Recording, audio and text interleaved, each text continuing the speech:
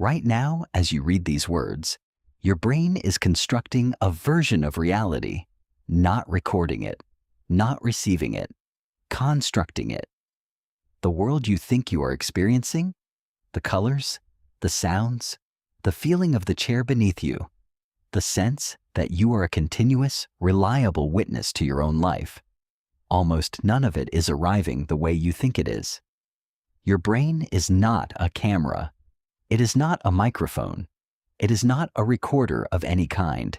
It is a prediction machine, a storyteller, a system so committed to filling in gaps, smoothing over errors, and delivering a seamless narrative that it will fabricate entire pieces of reality without ever telling you it has done so. And it is doing this right now, while you listen. While you feel certain that you understand what is happening around you. The question is not whether your brain is lying to you. The question is, how often and how badly? The answer is going to change the way you think about every memory you have ever trusted, every decision you have ever made, and every argument you have ever been certain you were right about. Let us start with something you are doing at this exact moment. You're seeing. Or at least you believe you are. Here is what is actually happening. Light enters your eyes, but the signal that travels from your eyes to your visual cortex takes time. A small amount of time, but time nonetheless. By the moment your brain receives that signal and begins processing it, the event you are looking at has already passed. You are never seeing the present. You are always seeing the past. Neuroscientist David Eagleman has spent years studying this exact phenomenon, which he calls the brain's temporal delay. Your brain, he found, compensates by doing something remarkable.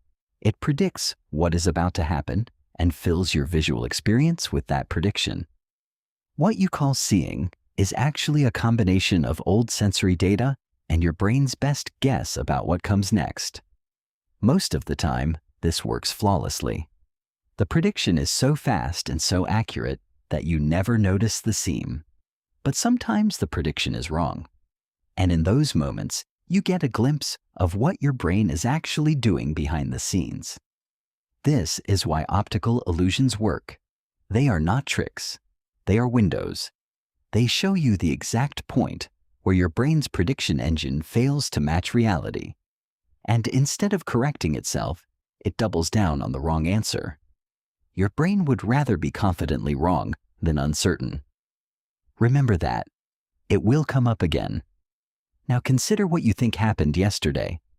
You woke up, you did things, you had experiences. And somewhere in your mind, you believe those experiences were stored, recorded, saved the way a phone saves a video. They were not. Memory does not work like storage. It works like reconstruction. Every time you remember something, your brain does not retrieve a file. It rebuilds the memory from scratch, using whatever fragments it can find, filling the gaps with logic, expectation, and, critically, with everything that has happened to you since the original event. Psychologist Elizabeth Loftus spent decades proving exactly this. In one of her most famous experiments, she showed people footage of a car accident and then asked them questions about it. When she asked how fast the cars were going when they smashed into each other, people estimated much higher speeds than those who were asked how fast the cars were going when they contacted each other. Same footage, same accident, different word, different memory. A single word changed what people remembered seeing. In follow-up experiments, Loftus went further. She was able to implant entirely false memories into people's minds. Memories of events that never happened. Getting lost in a shopping mall as a child. Spilling punch on a relative at a wedding. Meeting Bugs Bunny at Disneyland. An impossible event, since Bugs Bunny is a Warner Brothers character. More than a quarter of participants not only accepted these false memories, they elaborated on them, added sensory details, described how they felt in the moment. Their brains had constructed a past that did not exist, and they were certain it was real. Think about that the next time you say, I remember it clearly. But the lying does not stop at memory. It runs much deeper. Right now, in this moment, you have a story about why you do things. Why you chose what you chose this morning. Why you like the people you like. Why you formed the opinions you hold. Why you reacted the way you did in a conversation last week. You have explanations, reasons, a coherent narrative about who you are and why. Almost none of it is accurate. Psychologists Richard Nisbett and Timothy Wilson ran a now famous experiment in the 1970s. They set up a table with 4 identical pairs of nylon stockings and asked shoppers to pick their favorite. People consistently preferred the stockings on the right side of the table. When asked why, they gave confident answers. This pair felt softer. This pair had better texture. This pair looked better quality. None of those reasons were real. The stockings were identical. The only difference was position. But here is the part that matters most. When Nisbett and Wilson pointed out that position might have influenced the choice, people rejected the idea completely. They insisted their reasons were genuine. Their brains had not just made a random choice. Their brains had invented a reason for that choice and then refused to believe the reason was invented. This is called confabulation. And it happens constantly. Not in people with brain damage. Not in people with mental illness. In everyone. In you. In every person you have ever trusted to give you an honest explanation of their own behavior.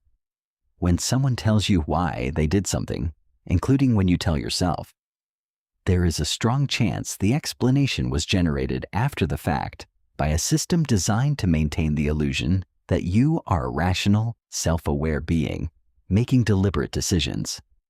The brain needs you to believe you are in control, so it tells you that you are, even when you are not. Now consider your beliefs, not the ones you think of as beliefs, the ones so deep you do not notice them as beliefs at all. The assumption that the people who agree with you are seeing things clearly, that the people who disagree with you are biased, uninformed, or operating from bad intentions. Psychologist Peter Wason designed what became known as the Wason selection task in 1966. A simple logic puzzle that most people get wrong. Not because it is complex, because the human brain does not naturally seek to disprove things. It seeks to confirm them. This is called confirmation bias. Your brain scans the world not for truth, but for evidence that what it already believes is true. Information that contradicts your existing beliefs is processed more slowly, held to a higher standard, and forgotten faster. Information that confirms what you already think feels instantly credible. Your brain is not trying to understand the world. It is trying to win an argument it has already decided it won. And here is the piece that pulls all of this together. None of this is a malfunction. Every single one of these distortions, the temporal predictions, the reconstructed memories, the confabulated reasons, the confirmation bias, every one of them is a feature, an adaptation, a solution that evolved over millions of years because a brain that acted quickly on imperfect information survived better than a brain that waited for certainty. Your ancestors did not have time to verify. They had time to react. A brain that second-guessed every sensory input, that held memory open for revision, that considered all possible explanations for its own behavior, that genuinely weighed evidence against its beliefs, that brain would have frozen. Hesitated. Died. So your brain learned to be fast, to be confident, to be certain. Even at the cost of being wrong. The world you experience right now is the result of millions of years of useful distortion. A carefully edited film presented to you as raw footage. You are not watching reality. You are watching your brain's best guess at reality. And the next time you feel absolutely certain about something, a memory, a decision, a reason, a belief, somewhere behind that certainty, A storyteller is quietly filling in the gaps, the same storyteller that has been running since before your first memory, the same one that was running the moment you started reading these words, and is still running now.